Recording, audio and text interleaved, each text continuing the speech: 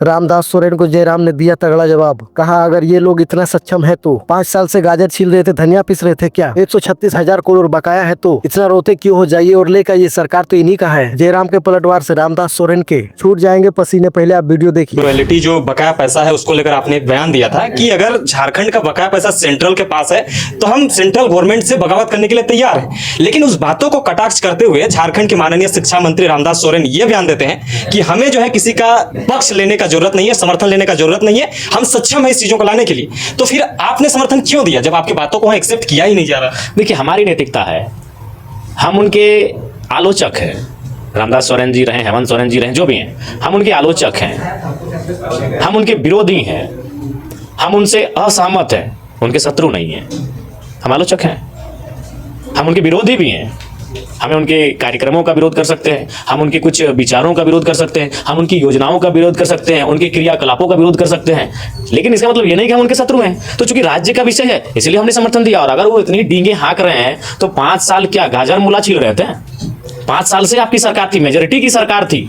5 साल में कहे नहीं 1,36,00,000 का जो आपका बकाया है वो कहे नहीं पैसा लेके आ गए? इस बार भी लेक्चर मंच में काहे भाषण देना? जब आप सक्षम हैं, आप सामर्थ्य हैं, आपको किसी की जरूरत नहीं है, तो काहे ले मंच में भाषण दे रहे हैं? काहे जनता के सामने आंसू बहा रहे हैं? ले आइए पैसा। 5 साल क्या कर रहे थे? तो बोले गाजर की मूला छील रहे थे, नाचार का चटनी बना रहे थे कि पुदीना धनिया रोप रहे थे? क्या कर रहे थे 5 साल? या फिर नहीं तो फिर इस मुद्दे पर कोयला का रॉयल्टी में आपका बकाया, इस पर बहस मत कीजिए। कहीं आप काम कीजिए, कागजी काम करते हैं, आंदोलन के माध्यम से काम करते हैं, किसी तरह करते हैं, आप काम कीजिए। अब बात करने की, दुनिया को बताने की जरूरत नहीं। अगर आपको किसी की मदद ही नहीं चाहिए तो जनता को क्यों बता रहे हैं? क्यों ये ड्रामा?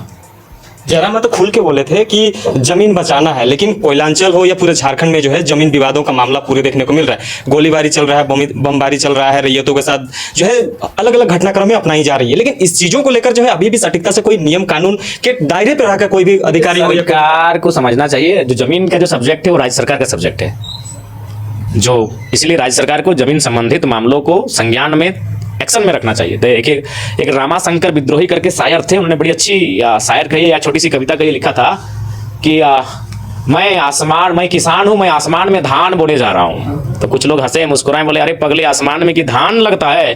तो उन्होंने कहा कि अगर जमीन में भगवान आ सकते हैं तो आसमान में धान लग सकता है।